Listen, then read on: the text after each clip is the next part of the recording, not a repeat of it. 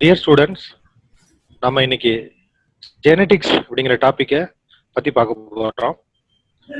முதல்ல ஜெனடிக்ஸ் பார்க்கறதுக்கு முன்னாடி நீட் எக்ஸாம்ல ஜெனடிக்ஸ்ல இருந்து ஒவ்வொரு வருஷமும் எத்தனை கொஸ்டின்ஸ் வந்திருக்கு அப்படின்னு ஒரு சின்ன அனாலிசிஸ் பார்ப்போம்.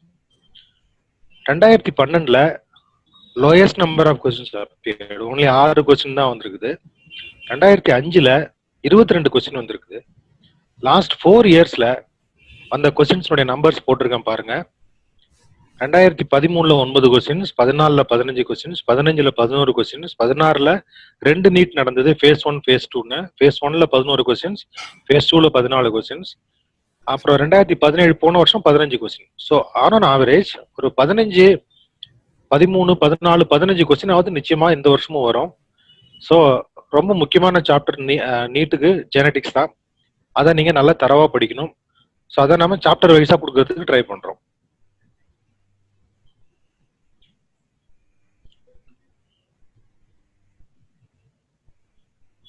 ஜெனடிக்ஸ் அப்படிங்கிற வேர்டை காயின் பண்ணது William Bateson in 1905.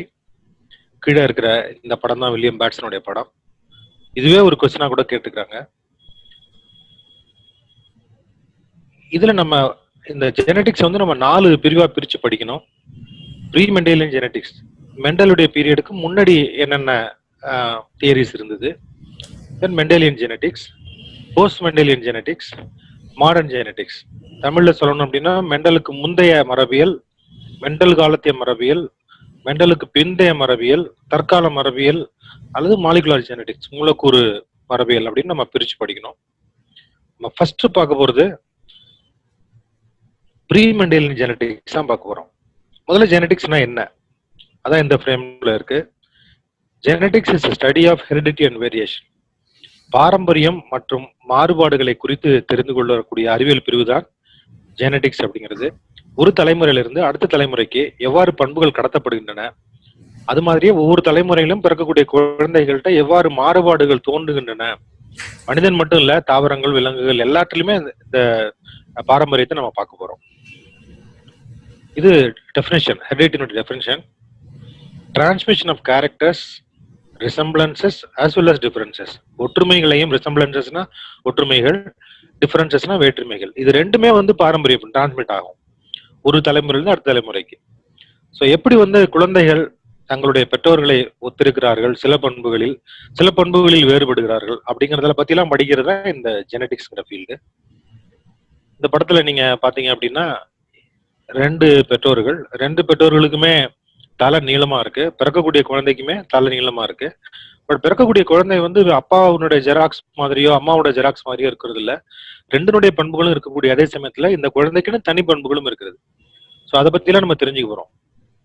So heredity refers to the transmission of characters, resemblances as well as differences. ஒற்றுமைகள் மற்றும் மாறுபாடுகள் எவ்வாறு ஒரு தலைமுறையிலிருந்து அடுத்த தலைமுறைக்கு கடத்தப்படுகின்றன அப்படிங்கிறத தெரிஞ்சுக்கிறது தான் ஹெரிடிட்டி.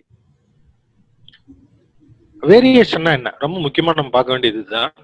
வேரியேஷன் அப்படிங்கிறது refers to the differences shown by individuals of the same species. ஒரு சிற்றினத்துக்குள்ளேயே எவ்வாறு பண்புகள் மாறுபடுகின்றன. இப்ப 2 மாடு இருக்கு அப்படின்னா, 2 பசுமாடு இருக்கு அப்படின்னா 2 பசுமாடும் ஒரே மாதிரி இருக்கிறது இல்ல. அதாவது 2 பூனை இருக்கு அப்படின்னா 2 பூனையும் ஒரே மாதிரி இருக்கிறது இல்ல. இது ஒரே சிற்றினத்துக்குள்ளேயே இருக்கக்கூடிய மாறுபாடுகள். அதே மாதிரி offsprings of the same parents, siblings சொல்லுவாங்க. ஒரு குடும்பத்துல இருக்கக்கூடிய குழந்தைகள், 3 குழந்தைகள் 4 குழந்தைகள்லாம் இருந்தது அப்படின்னா எல்லா குழந்தைகளும் ஒரே மாதிரியாக இருப்பது கிடையாது. நிச்சயமா அது அந்த குழந்தைகளுக்குள்ளே வேறுபாடுகள் இருக்கும். ஸோ அதை பத்தி படிக்கிறது தான் வேரியேஷன். ஒரே பெற்றோர்களுக்கு பிறந்தாலும், அடுத்த பேரால தான் கொடுத்துருக்கோம், even though born to the same parents, ஒரே பெற்றோர்களுக்கு பிறந்தாலும் கூட குழந்தைகளிடம் வந்து எவ்வாறு வந்து இந்த மாறுபாடுகள் தோன்றுகின்றன. ஏன் 2 ஆண் குழந்தை இருந்தது அப்படின்னா 2 ஆண் குழந்தையும் ஒரே மாதிரி இருக்கிறது இல்ல அப்படின்னு படிக்கிறது தான் இந்த ஜெனடிக்ஸ். இந்த படத்துல நீங்க பார்க்கலாம், நிறைய ஒட்டகஜீவிகள், ஜிராஃபிஸ் இருக்கு. பட் ஒவ்வொன்றும் கலர்ல வேறுபடுகிறது. இந்த பக்கம் மட்டின்னு சொல்லக்கூடிய கிளாம்ஸ், ஷீஷல்ஸ், அதுல ஒரே ஸ்பீஷிஸ்குள்ளே ஏகப்பட்ட டிசைன்ஸ் நம்ம பார்க்கலாம். இதெல்லாம் வேரியேஷன்ஸ்க்கு examples. So in brief, genetics அப்படின்னா என்ன அப்படின்னா ஸ்டடி ஆஃப் ஹெரிடிட்டி, பாரம்பரியப்படுதல் மற்றும் மாறுபாடுகள் எவ்வாறு ஒரு தலைமுறையிலிருந்து அடுத்த தலைமுறைக்கு தோன்றுகின்றன, எவ்வாறு பண்புகள் கடத்தப்படுகின்றன, எவ்வாறு மாறுபாடு ஒரு தலைமுறையில் அப்படின்னு படிக்கிறது தான் ஜெனடிக்ஸ். அதுல நம்ம முதல் டாபிக்கா என்ன எடுத்துக்கிறோம் அப்படின்னா ப்ரீ மெண்டலியன் ஜெனடிக்ஸ் எடுத்துக்கிறோம். மெண்டல் காலத்திற்கு முந்தைய ஜெனடிக்ஸ் எப்படி இருந்தது, என்னென்ன வியூஸ் எல்லாம் இருந்தது, ஸோ மெண்டலுக்கு முன்னாடி என்னென்ன மாதிரியான தியரிஸ் எல்லாம் இருந்ததுன்னு நம்ம பார்க்க போறோம். Most interesting chapter. 5 தியரி பத்தி நம்ம படிக்க போறோம். Pre Mendelian theories, moist vapour theory, ஈர ஆவி கோட்பாடு தமிழ்ல, ஃப்ளூயிட் தியரி, ஃப்ளூயிட் தியரி தமிழ்ல பார்க்கலாம். ப்ரீ ஃபார்மேஷன் தியரி, முன்னுருவாக்க கோட்பாடுன்னு சொல்லுவாங்க. பர்டிகுலேட் தியரி, துகள் தன்மை கோட்பாடு, அண்ட் பான்ஜெனசிஸ், தமிழ்லேயே பான்ஜெனசிஸ் தான். இந்த 5 பத்தி நம்ம பார்க்க போறோம். முதல்ல மாய்ஸ் வேப்பர் தியரி. சொன்ன ஒரு பித்தகரஸ். மாய்ஸ் வேப்பர் தியரியினுடைய சாராம்சம் கீழே கொடுத்துருக்கிறோம். ஒவ்வொரு ஆர்கன்ல இருந்தும் ஒவ்வொரு உறுப்புல இருந்தும் அது ஒரு ஆவியை உண்டு பண்ணுகிறது, ப்ரொடியூஸ் வேப்பர்ஸ். இந்த வேப்பர்ஸ் எல்லாம் என்ன செய்யுது அப்படின்னா ஒன்று சேர்ந்து கம்பைன் ஆகி எங்க போகுது, புது ஆர்கனை ஃபார்ம் பண்ணுது. Vapours from all organs combine, new organs are form. இதுதான் பித்தகரஸ் சொன்ன ஈர ஆவி கோட்பாடு அல்லது மாய்ஸ் வேப்பர் தியரி. அடுத்தது ஃப்ளூயிட் தியரி. ஃப்ளூயிட் தியரியில சொன்னது வந்து அரிஸ்டாட்டில். ஃப்ளூயிட் தியரி படி, இவரு தியரி படி செமன் 2 வகைப்படுன்றாரு. மேல் செமன் அண்ட் ஃபீமேல் செமன். மேல் semen provides vitality to embryo, அதாவது கருவுக்கு வந்து உயிர் கொடுப்பது மேல் செமன் அப்படின்னு சொன்னார் இவரு. இந்த மாதிரி ஃபீமேல் செமன் அப்படிங்கிறது provides inert substance to form embryo, கருவை உருவாக்கக்கூடிய பொருளை கொடுப்பது ஃபீமேல் செமன். ஸோ பொருளை வந்து ஃபீமேல் செமனும் அதனுடைய உயிர் தன்மையை வந்து மேல் செமனும் கொடுக்குது.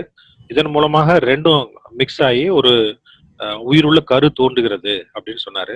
குறிப்பா இவர் ஃபீமேல் செமனை வந்து நாட் பியூர் அப்படின்னு சொன்னார், நாட் சோ பியூர் அப்படின்னு சொன்னாரு. இது மாதிரி ஒரு சில கருத்துக்கள், முக்கியமான கருத்துக்கள்லாம் நமக்கு தேர்வுல வரலாம். ஸோ அதெல்லாம் நல்லா குறிச்சிக்கணும்.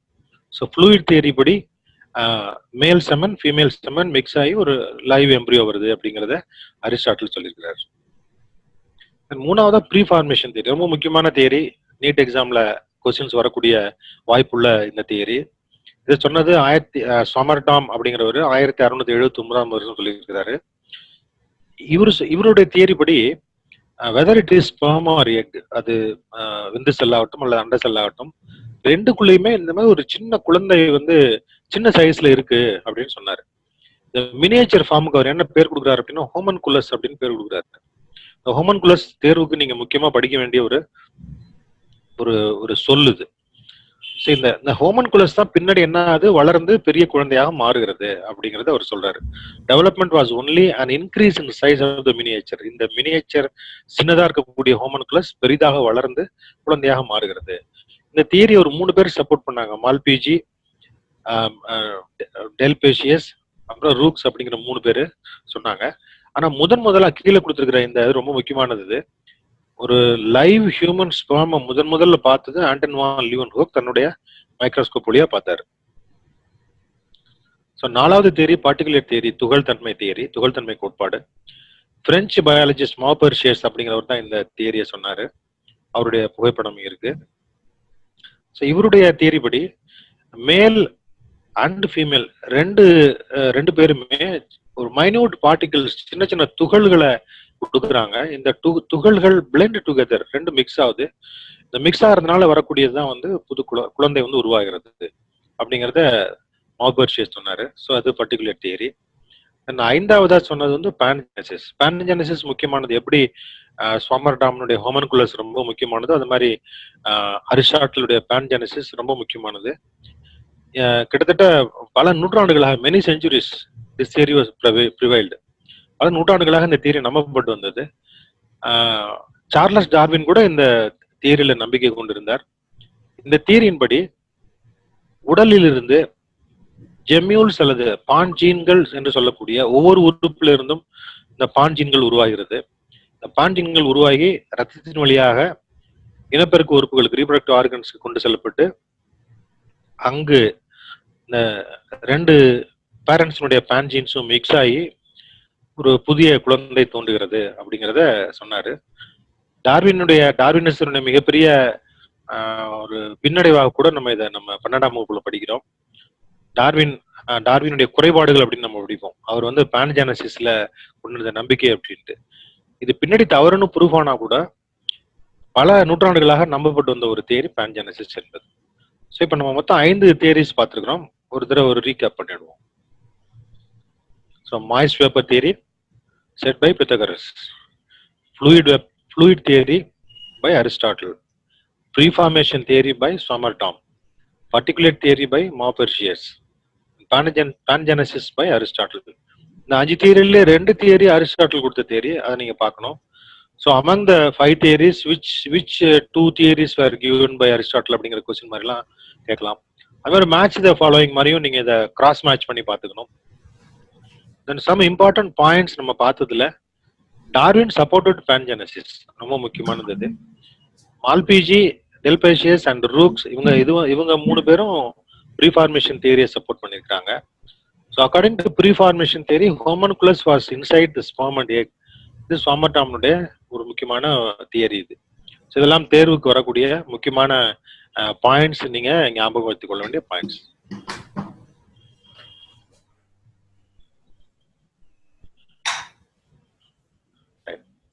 ரொம்ப முக்கியமான ஒரு இது என்ன அப்படின்னா, எல்லா ப்ரீ மெண்டலியன் தியரிஸுமே பிளெண்டிங் தியரிஸ்னு சொல்லுவாங்க. இதுவும் முக்கியமான பாயிண்ட். அது என்ன பிளெண்டிங் தியரி அப்படின்னா, நீங்க பார்க்கலாம் எல்லா துகள் தன்மை கோட்பாடாகட்டும் அல்லது பான்ஜெனசிஸ் ஆகட்டும், எல்லாத்துலயுமே பாத்தீங்கன்னா 2 பார்ட்டிகளும் மிக்ஸ் ஆகுது அப்படின்னு சொல்லுவாங்க. எல்லாருமே சொன்ன 5 பேருமே அந்த மிக்ஸ் ஆகிறத வந்து எம்பசிஸ் பண்ணுவாங்க, வலியுறுத்துவாங்க. ஸோ அதனால அதுக்கு பேரு பிளெண்டிங் தியரின்னு பேரு. இந்த 5 தியரிக்குமே நம்ம என்ன சொல்லுவோம் அப்படின்னா பிளெண்டிங் தியரின்னு பேரு. According to the views of the Pre Mendelian Theories, the characters of both parents mix or blend. இது ரொம்ப முக்கியமானது, இது blending theory அப்படிங்கிறது. Under this concept, the progeny of a black and white animal would uniformly be grey. இந்த blending theory படி ஒரு குழந்தை ஒரு கருப்பு மற்றும் சிவப்பான பெற்றோர்களுக்கு இடையே பிறந்தது அப்படின்னா, அந்த குழந்தை வந்து 2க்கு இடையில மாநிறமா இருக்கணும் அப்படிங்கிறது இந்த blending theory-னுடைய ஒரு முடிவா நம்ம நினைக்கலாம். ஆனா இதுக்கு வந்து பின்னாடி அப்ஜெக்ஷன்ஸ் வந்து ரொம்ப முக்கியமானது இதுதான். ஸ்வீடிஷ் டெக்ஸானமிஸ்ட் கரோலஸ் லினேயஸ் நம்ம 8ஆம் வகுப்புல இருந்து படிக்கிறோம், அண்ட் கோயல் ரூட்டியர் அண்ட் கார்ட்னர், இவங்க 3 பேரும் என்ன பண்ணாங்க அப்படின்னா, பிளான்ட்ஸ்ல வந்து செயற்கையா கிராஸ் பாலினேஷன் பண்ணி பார்த்தாங்க. தென் அவங்களுக்கு வந்து ஹைபிரிட்ஸ் கிடைக்குது, கலப்பின தாவரங்கள் கிடைக்குது. ஆனா அந்த கலப்பின தாவரங்கள் பின்னாடி F2 ஜெனரேஷன் உற்பத்தி பண்ணும் பொழுது பேரண்டல் ஜெனரேஷன்ல இருக்கக்கூடிய அதே பண்புகளை இங்க பாருங்க, P1ல இருக்கிறதே F2ல வருது, P2ல இருக்கிறதே F2ல வருது. அதே பண்புகள் வந்து கீழே கிடைக்கிறத காமிச்சாங்க. அப்போ 2ம் கலந்துருச்சு அப்படின்னா கண்டிப்பா F2ல என்ன பண்ணாது, அதே பண்புகள் வராது. எனவே பிளெண்டிங் தியரி தப்பு அப்படின்னு அப்ஜெக்ட் பண்ணாங்க அவங்க. எப்படி ஒரு தலைமுறையில இருக்கக்கூடிய ஒரு பண்பு ஒரு தலைமுறை தாண்டி அடுத்த தலைமுறைக்கு கிடைக்கும் பொழுது அது வந்து எப்படி முதல் தலைமுறையில இருந்ததோ அதே பண்பு அதே தன்மையோட கிடைக்குது, அப்ப பிளெண்டிங் என்பது கிடையாது அப்படிங்கறத சொன்னாங்க. ஆனா பிளெண்டிங் தப்பு அப்படின்னு சொன்னாங்களோ ஒழிய அவங்களுக்கு வந்து சரியான தியரியை சொல்ல முடியல.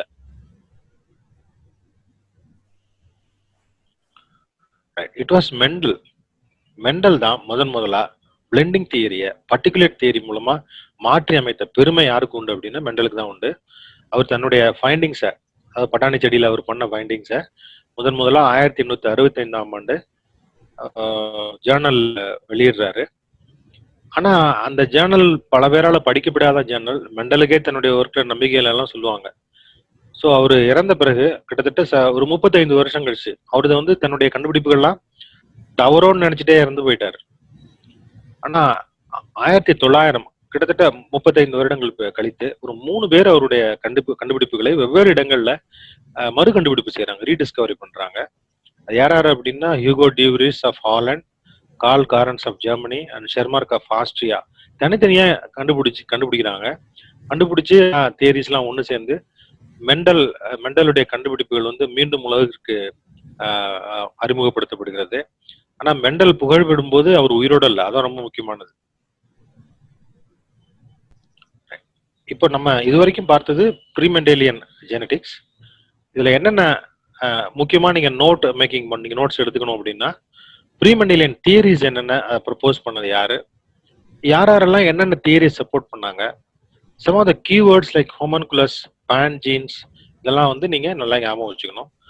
தென் வாட் ஆர் பிளெண்டிங் தியரிஸ் அதை ஞாபகம் வச்சுக்கணும். ஏன் வந்து ப்ரீ மெண்டலியன் தியரிஸ் நம்ம பிளெண்டிங் தியரின்னு சொல்றோம்? பிளெண்டிங் தியரியை அப்ஜெக்ட் பண்ணது யாரு? பிளெண்டிங் தியரியை வந்து பர்டிகுலர் தியரி மூலமா வந்து யார் வந்து அதை வந்து மாற்றி அமைத்தது? ஸோ அதெல்லாம் வந்து நீங்க கீ நோட்ஸ் ஃபார்ம் பண்ணி வச்சிருக்கணும்.